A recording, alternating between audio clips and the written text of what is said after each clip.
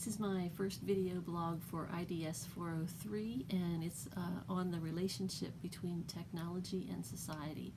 And the technology that I chose to talk about is the Amazon Alexa, which is first and foremost a wireless speaker, but is Amazon's cloud-based voice service. And it was named, interestingly enough, after the ancient library of Alexandria. The thing that sets it apart from first-generation voice assistants is that it is responsive, so there are no buttons to push as we had with Siri. You simply say the trigger word like Alexa or Echo and follow that by what you want her to do, and she accomplishes it for you. This is shaped a lot by human actions because Amazon advertises it as something that you can use to build around your life. It does adapt to your speech patterns and to your personal preferences. However, there are thousands and thousands of skills that you can add to the Amazon Alexa app that allows you to do specific things that are relevant to your life and fit your lifestyle. For instance, you can add one that allows you to order pizza directly from Domino's or a ride directly from Uber just by speaking it, or you can track your fitness with a Fitbit.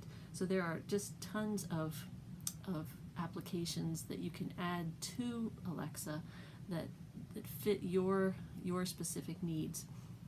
So in our textbook, in the Social Construction of Facts and Artifacts by Pinch and Fiker, he talks about the fact that each social group often looks at a technology and sees different problems that need resolved and resolve them according to their own needs.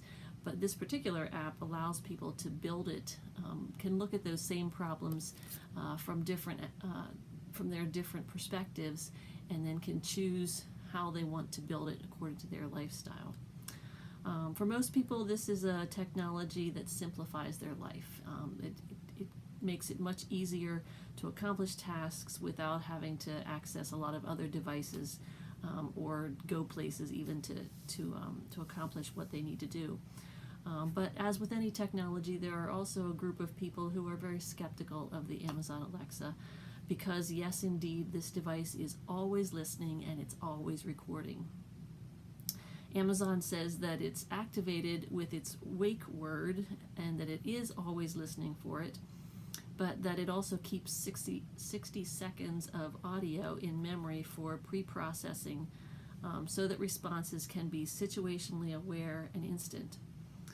Listening is done locally on the device, not in the cloud, so technically the audio doesn't learn, or it doesn't leave the premises. It's always right there, just locally. But skeptics, of course, always are questioning what in the world do they do with all those recordings, what happens to those, who has access to them, and what do they do with it. Amazon says that they're erased and replaced with the most current 60 seconds. So while only 60 seconds of audio before the wake word is actually listened to, it transmits only a fraction of a second before it hears the wake word. So it does still allow people to question, someone is always listening or has the ability to listen, and so people question, are we losing our privacy, and what are they tracking about my life? This technology does affect our social relationships because it has made a lot of tasks that we would normally do much easier. It allows people to accomplish them without accessing their phone or their computer, without walking across a room or going to a store. They don't have to write things down or try to remember them. They simply think it, say it, and if you set it up correctly, if Alexa can understand your voice, if what you're asking doesn't require search functionality, if you've installed the proper app and the skills required, then she will do what you ask her to do. So it is still a very complicated process. Like, as I said before, there are thousands of skills available. to make it easier for you personally to use, but who has the time or the interest to look through all of the variety of apps that are available, and even after you've spent all that time searching them, will it really truly be valuable? That would be my question. How much time do I want to invest in this? So I think that's a major downfall. Like, how do I know which of these thousands are actually going to be helpful to my life? I don't think that more choices make it a better product or a better technology. That many choices, I think, leads to the amount of distraction and time wasted that people will sit around just playing with options and what might work, what might not work. And this will lead to less actual face-to-face interactions with family and friends as they're even just exploring those apps, but also with clerks or people that you would meet along the way as you would have normally accomplished these tasks in a standard way.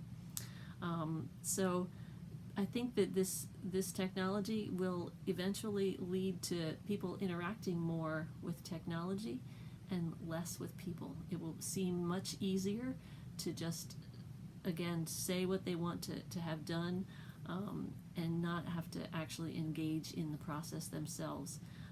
It will make us more independent, but independent of others, and so less social interaction will always be a problem.